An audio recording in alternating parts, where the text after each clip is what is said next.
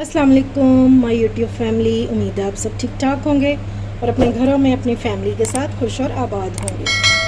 आज आपके साथ एक बहुत ही मज़ेदार सी रेसिपी शेयर करूंगी।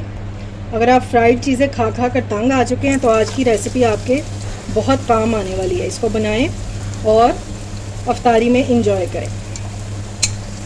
तो चलिए देखते हैं कि ये मज़ेदार सी रेसिपी कैसे बनेगी। बिस्मिल्लाह करते हैं और बनाना स्टार्ट करते हैं। तो सबसे पहले मैंने इसमें डाला है ऑयल 2 टेबलस्पून और साथ ही हम इसमें डाल देंगे एक प्याज। बिल्कुल छोटा सा प्याज मैंने लिया है और इसको हमने सौते कर लेना है। कोई कलर वगैरह नहीं देंगे, सिर्फ हम इसको ट्रांसलूसेंट सा होने देंगे ताकि प्याज हमारा थोड़ा सा सॉफ्ट हो जाए।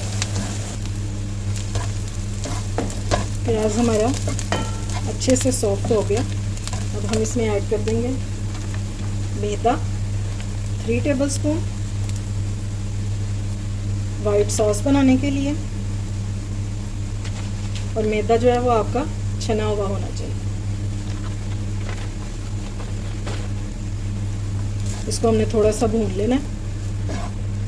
बिल्कुल लो फ्लेम आपकी होनी चाहिए इस टाइम पे। जब इसमें से सौंधी सौंधी सी खुशबू आना शुरू हो जाए तो फिर हम इसमें बाकी की चीज़ें ऐड करेंगे। पहले हमने इसको 2 से 3 मिनट जो है वो अच्छे से भून लेना है।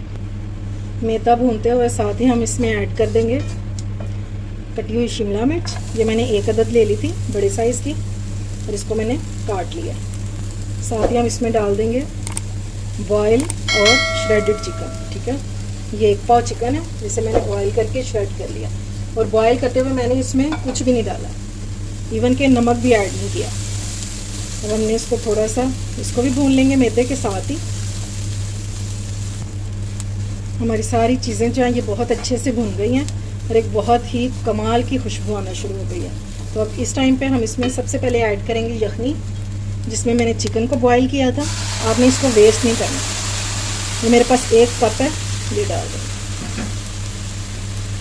अच्छे से हमने इसको मिक्स करना है।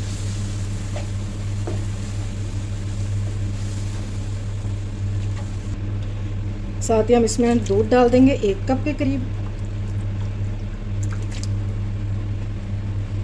और आप इसमें बंद गोभी भी ऐड कर सकते हैं, गाजर भी ऐड कर सकते हैं। It's only up to you कि आपको कौन कौन सी वेजिटेबल्स जो हैं वो पसंद है। ठीक है,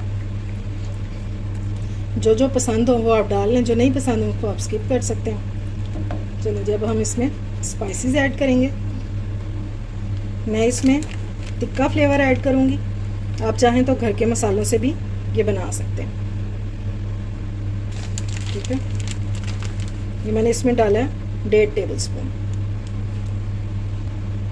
थोड़ा सा हम इसमें नमक ऐड कर देंगे। साथ ही हम इसमें डाल देंगे ऑरिगेनो, तकरीबन 1 टीस्पून जितना। अब हमने सारी चीज़ों को अच्छे से मिक्स कर लेना। अब आप सोच रहे होंगे कि वाइट सॉस में टिक्का का जो फ्लेवर है वो कैसा लगेगा। तो ये बहुत ही कमाल का कॉम्बिनेशन बनता है। आप इसको ज़रूर ट्राई कीजिएगा, आपको बहुत पसंद आएगा। और आप देख रहे हैं कि मैंने सारी चीज़ें बड़े सुकून से डाली हैं। और हमारी जो ये सॉस है ये भी थिक नहीं हुई, क्योंकि मैंने इसकी फ्लेम जो है वो बहुत लो रखी हुई है। इस बात का आपने ख्याल करना है। सारे स्पाइसेस डाल के उसके बाद आपने इसकी फ्लेम जो है वो मीडियम टू हाई कर देनी है। अगर आप इसको हाई फ्लेम पे करेंगे तो फिर इसमें लम्स बनने के चांसेस जो हैं वो बहुत ज़्यादा होते हैं। लो फ्लेम पर सुकून से करेंगे तो कोई टेंशन की बात नहीं है, कोई लम्स इसमें नहीं बनेंगे। बस अब हमने इसको मिक्स करते जाना है यहाँ तक कि ये थिक होना स्टार्ट हो जाएगी। ये लेंगे, माशाल्लाह से हमारी क्रीमी सी स्टफिंग विद टिक्का फ्लेवर हो गई है रेडी। और क्या कमाल की खुशबू आ रही है। इंशाल्लाह ये खाने में भी बहुत मज़े की होगी। बस ये रेडी हो गई है। अब इसको हम ठंडा होने के लिए छोड़ देंगे। जब ये ठंडी हो जाएगी तो थोड़ी सी और थिक हो जाएगी। तो सबसे पहले हम इसमें डालेंगे नमक, तकरीबन 1/2 टीस्पून। चीनी डालेंगे 1 टेबलस्पून। अगर आपके पास पिसी हुई है तो वो भी डाल सकते हैं। 1 टेबलस्पून ही हम इसमें इंस्टेंट ईस्ट का डाल देंगे। थोड़ा सा हम इसमें ऐड करेंगे नीम गर्म पानी, और पानी ना ज़्यादा गर्म होना चाहिए और ना ही ज़्यादा ठंडा। तकरीबन मैंने हाफ़ कप इसमें पानी डाला है। इसको हमें अच्छे से मिक्स कर लेना और इसको 2 मिनट के लिए कवर करके रखते हैं। ईस्ट हमारी राइज हो चुकी है। अब हम इसमें ऐड करेंगे मैदा, और मैदा मैंने लिया 2 कप। इसको आपने छान के यूज़ करना है। और अब हम हाथों से इसको मिक्स करेंगे।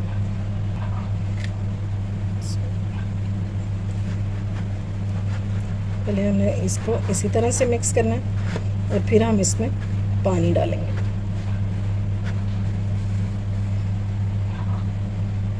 आप चाहें तो इसको नीम गर्म दूध से भी गूंद सकते हैं। थोड़ा थोड़ा पानी डालते जाएं और इसको गूंद लें। अब काउंटर पे मैंने थोड़ा सा मैदा डस्ट किया और डो को हम इधर ले आएंगे। अब हमने इसमें ऐड करना है ऑयल, तकरीबन 2 to 3 टेबलस्पून। इसके ऊपर ही डाल दें, चाहे तो बोल में डाल दें, कोई टेंशन नहीं।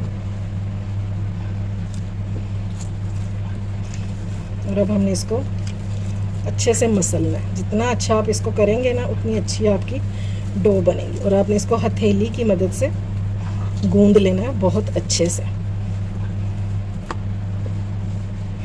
ये लेंगे, डो हमारी हो गई है रेडी। वापस से वही बोल लेंगे और पहले हम इसमें डाल देंगे ऑयल, 1 टीस्पून के जितना। बस हमने इसको सिर्फ ग्रीस ही करना है बस। और डो के सारी साइड्स पे लगा देंगे। अब हमने इसको कवर करके रख देना तकरीबन 1 से 1.5 घंटे के लिए। चाहे तो आप इसको किसी गर्म जगह पे रख दें ताकि ये जल्दी से राइज हो जाए। चलें जी, अपनी डो को चेक कर लेते हैं। और ये देखें जी, माशाल्लाह से राइज हो चुकी है डो हमारी। ये देखें क्या ज़बरदस्त किस्म के बबल्स आए हैं। अब हम इसको काउंटर पे निकाल लेंगे। अच्छा जी, पेड़े को मैंने काउंटर पे निकाल लिया। अब हम इसके पेड़े करेंगे। हमें कुल 9 पेड़े चाहिए, ठीक है। तो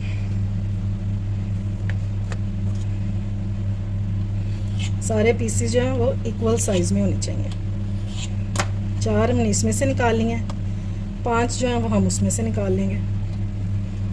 कोई बड़ा छोटा होगा तो उसको हम बाद में सेट कर लेंगे। ठीक हो गया। इस तरह से हमने पहले इसके पेड़े बना लेने हैं।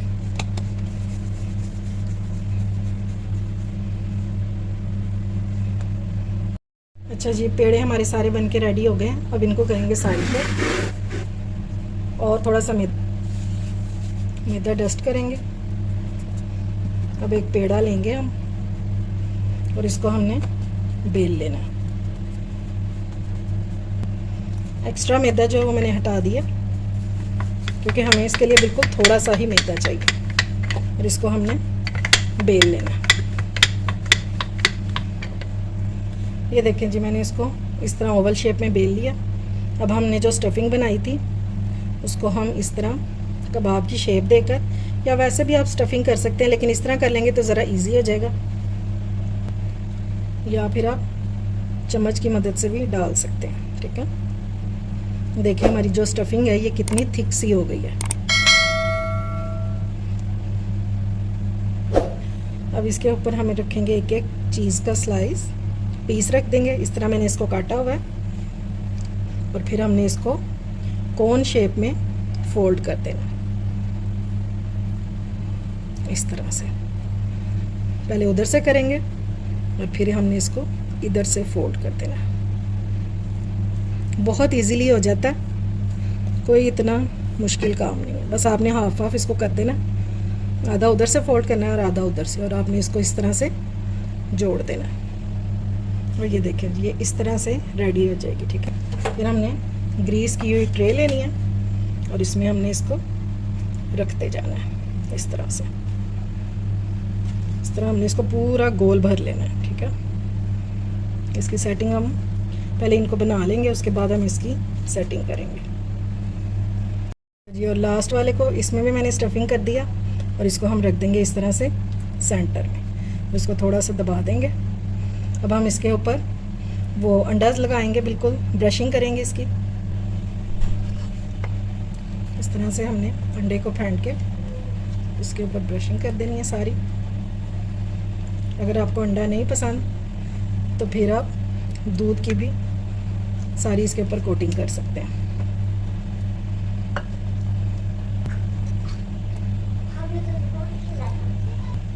अब इसके ऊपर हम चिली फ्लेक्स जो हैं ये स्प्रिंकल कर देंगे।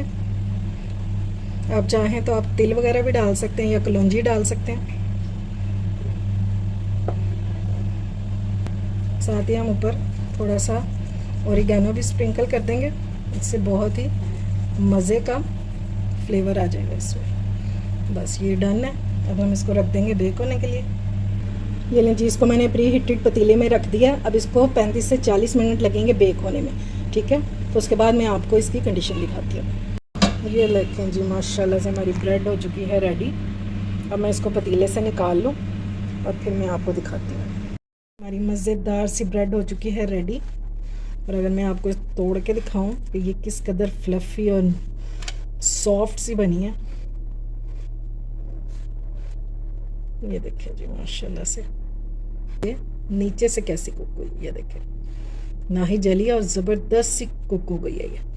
और ये देखें ये कितनी सॉफ्ट सी हमारी ब्रेड जो है ये बनी है और कितनी राइज हुई है। ये देखें माशाल्लाह से, और बिल्कुल सॉफ्ट सी है, बिल्कुल। ये देखें, इंशाल्लाह इसे आप अपनी अफ्तारियों में बनाएं, बर्थडे पार्टीज़ में बनाएं। बहुत पसंद आने वाली है सबको और बहुत ही टेस्टी बनती है।